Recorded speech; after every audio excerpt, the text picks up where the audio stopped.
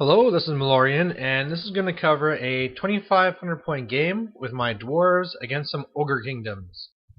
So the first picture here is the generals, and I have to say that this game really started off in a very bad light. Right from the get-go, I was placing down my custom-made Dwarf Lord, which I've always got a lot of compliments for, and he fell over, and the Dwarf Lord broke off of the little shield bearers that I had made here. So whatever, I just thought I'll have to be careful with it, so I picked it up to try and do this picture, and I dropped it on the concrete floor, and he busted in a million pieces. So, really sucks. There's some pieces I couldn't even find, so I can't even make him the way he used to be, so I had this guy standing in. Anyway, this general matchup is really interesting. Seabo, he's the guy I'm playing against. His tyrant is set up to be really defensive. He does have a lot of attacks. He has a Fencer's Blades, so he has 6 strength 5 attacks, but the big thing is that he has the Maw Seeker, so he's toughness 6, and he has a Trickster Helm, so I have to reroll the wound. On the flip side, I'm somewhat naturally defensive because I'm a dwarf, toughness 5, 1+ save, but my big thing is that I have 2 runes of cleaving and a master rune of smiting, so I'm strength 6, and I do d6 wounds. So it's going to be really hard to hit him, but when I do, I'll do a lot of damage. So I didn't run the numbers, but I know that the way that it works out, basically we're very evenly matched. Alright, so here's kind of the main deployment, but before I get to it, first thing I want to say is that in our last game, I really crushed Seabo. It was my Lizardman versus his Ogres, and it just, lower life, toughness 8 Saurus really just overpowered the game. So going into this game, I really put some restrictions on myself to make it a more fun fight. I decided when I looked at my regular list that, take out all those war machines, right? No cannons, no organ guns, none of that stuff's going to rip open his big horde. Let's, take that out. And then after that, I decide also, let's take out, all my magic defense so that my, so Seabo can it's now his turn to control the magic phase. So that was it. And what I'm left with here is more of a combat list. So all this is going to be a big scrum, and it was just kind of really fitting that we also rolled for Blood and Glory for the mission. For the terrain here, it's all pretty straightforward stuff. He has a building at the top right there, building on the top left. There he has the hill on the top right. On the far right, that's a wizard tower, which means nothing. And then you have the 2 forests here, and then a blessed bulwark. You can kind of see on the bottom left side. There's a whole left side of this board, but it didn't matter because everything was happening over here. For me, I have off the board 20 miners, then I have 40 longbeards, I have 40 warriors, and in there I have my general and I have my BSB. Then I have 20 thunderers that went into those woods, and it turned out to be a wild wood. Then I have 30 quarrelers with great weapons, and 20 hammerers there on the far right.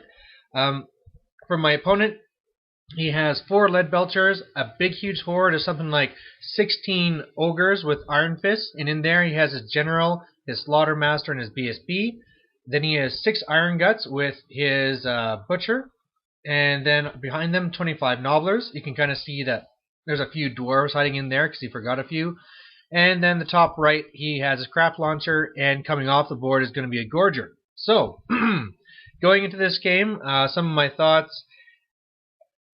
Really, the main thing I want to do is I know it's all about that main horde, so I have to kind of do everything to crush them. So the main thing I want to try and do is move up my rank unit, kind of tie them in combat, and then flank it, if I can, with the quarrelers and the longbeards. I mean, those longbeards are going to be killing like crazy, so I kind of have nothing but the lead belchers to go through to get there, so that's great. The quarrelers or the hammerers might have to hold up the iron guts, we'll have to see, but the main thing will be that. And I know that either our generals will get into a combat or to a challenge and it'll be really even, or if my general starts hitting regular ogres, it's going to be a slaughter. So we'll see what happens. He'll have a ton of attacks coming back, so should be a really big bloodbath. So I get first turn, and it's really simple. Some of my units are moving up to get into position. The Wildwood eats 4 of my Thunderers, and that's the turn. So in the Ogre's first turn, he fails his stupidity because he has the Maw Seeker on both his Bruiser and the General. But I mean, Leadership 9 re-rolled should be no problem, right? Well, no, he passed 1, doubled up, and then the second one he failed even with the re-roll. So they just stumbled up. The lead belchers moved up on the left, shot through the forest, and still managed to kill 3 of my guys.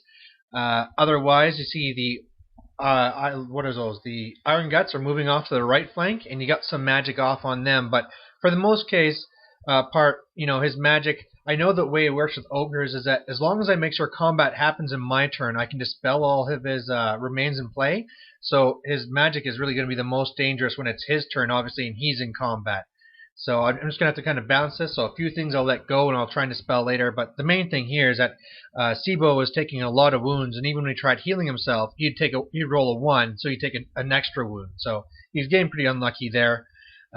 Otherwise, he shot at me with his scrap launcher and killed a couple of my warriors there. So my turn 2, I make this long bomb charge. My Longbeards go all the way through this forest, which turned out to be another wildwood, and got into these lead belchers. And this is great because, first of all, I'm now in a perfect spot to be in a flank, and if I was to overrun far enough, I could get into the flank of that unit right away. So this is a perfect little bonus to me. So you can see there that I totally crushed the lead belchers there, but didn't go far enough to get into the flank. My ranked unit moved up a bit to just kind of take the charge, and then on the right my miners came in, so they're really just hanging back. So now it looks like those Iron Guts are swinging around. Obviously I dispelled their magic, and I'm just looking to fight them with my miners and my hammerers, which should be enough to beat them. And then with some shots I kill a couple of ogres from the main unit. So Ogre's turn 2, and I felt really bad for Seabo here because he failed his stupidity again. And this time it was on the Tyrant himself. The very first time he rolled like a 10, re-roll a 12. I just, what can you do? So it stumbles up. Now, even with that, now my Longbeards can see the flank. So I'm looking for an easy flank charge and a long bomb charge from my Lord's unit. So they're in bad shape. The Nobblers moving up to get into the tower, and the Iron Guts moving up just so they can choose who they want to charge. Magic, he gets a couple of buffs on, but I'm just going to spell into my own phase. And shooting and stuff, what is it? He killed a few guys, I just can't remember where it's from. I think he killed a few of my Longbeards. So Dwarfs turn 3, I declare a whole bunch of charges. The Longbeards get into the flank. My Lord tries to charge in, but I'm something like an inch out or something. On the right side, I know I was better off just waiting, but I decide to charge with both the hammerers and the miners. They both fail, just the way it goes.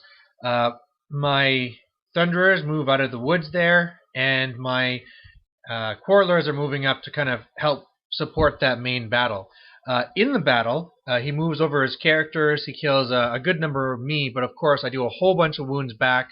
I won by just a couple, but it didn't matter. He was steadfast, held, and then combat reformed. So my Longbeards are in quite a bit of trouble now. Alright, so Ogre's turn 3. His Gorger comes in behind my lines. The Iron Guts go and charge my hammerers there, and it's pretty bloody on both sides, but I hold because I'm stubborn.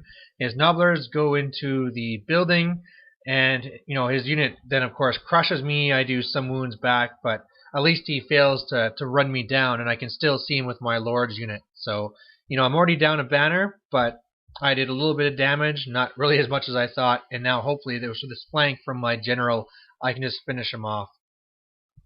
So this is just a quick little picture of the charges. So my Lord and his unit get into the flank of his main bull unit on the side there, so that's great. I decided to throw the Quarrelers into the building just to kind of get rid of those Nobblers and then go from there. And then my miners are now in the flank of the Iron Guts on the far right. And kind of like we thought, he moves over his Tyrant, he issues a challenge, and you just got to take it with your own general, right? So here we go. We got General versus General, Dwarf Lord versus Ogre Tyrant, and really probably whoever wins this match is going to win the game. So this is what it looks like after. So the Iron Guts on the right, totally crushed. They break, get away, but I mean now the banner's gone, they're going to need double ones to rally. They're not a worry anymore. In the building, this was pretty sad. He does 1 wound to me. Now remember, my guys need 3s to hit, re-roll because I hate him because their Nobblers are greenskins. 2s to wound. I killed like 2 guys, only 2 guys. But either way, I win, but he passed his stubborn 5 to stay in the building. I can say my Thunderers reformed just to kind of deal with that Gorger there. and then in the main combat, it didn't go as well as I'd hoped. So this is what happened. First of all, he attacked me, forced my lord to make 2 saves. So I need a 3 saves. I need a 3+ to do it. I failed 2 of them, so I'm already down to my last wound. And then attacking back, with the forcing to re-roll the wound, I just couldn't do it. I failed, didn't do anything back. Luckily, my warriors really stepped up. They did 3 wounds. My BSB did a wound to his Slaughtermaster, and I ended up winning by quite a bit. But then I forgot that his Slaughtermaster has the stubborn, the Helm of Command. So didn't matter. He held, and then combat reformed to face me. So this is really bad because, well, obviously, first of all, because I just didn't win the game, and then second of all, because now in this ongoing combat, I really doubt that my Dwarf Lord is going to be beating his. So, Ogre's turn 4, the Gorger runs into my Thunderers there. That turns out to be a tie combat. Those Nobblers are trying to pick off my Hammerers, but weren't able to do any damage. His other guys, his Iron Guts, keep running. And here in the main battle, I was holding my breath, but he didn't manage to do any wounds to my lord, and then going back, I got 1 through, which got multiplied to 2 wounds. In the end, I think I lost by 1, but I held. So, still holding out. I need to somehow break these guys or something, but it's going to come down to who's going to win, which general is going to finish off the other first. So, my turn 5, the miners now go after the building. Beat them, take the building away. In the fight in the bottom, I do 2 wounds to the Gorger. He kills 3 of my guys back. My Corlers are heading over to deal with the main combat there, but in the end, it didn't matter because his Tyrant killed my lord, and right there, all I have left is their banner, the BSB, and the Hammer's banner, so I'm already at my break point. We finished off the combat. It turned out he won by 1, and I was able to hold, but that's it. So, victory to the Ogre Kingdoms, and, a good fight. Seabo had some really bad luck there. Between 2 stupidities failed, well, I didn't even mention this. In the main last combat there, when it was his turn of 4, I was really worried because the Slaughtermaster got a whole bunch of dice, and with that he gave his unit, a 4+ regen, he gave them +1 toughness, and I was just thinking, oh my god, I'm dead. But with that, he took some wounds, rolled to heal himself, and rolled a 1 again to take another wound, killing his Slaughtermaster and losing all those remain in place spells. So he just had horrible luck, but in the end, it was just a huge slaughter. Really close game. Could have gone either way. Those generals were very evenly matched, and in the end, I had a lot of fun. Other than my guy getting smashed, my converted Dwarf Lord there. So anyway, hope you guys liked watching it.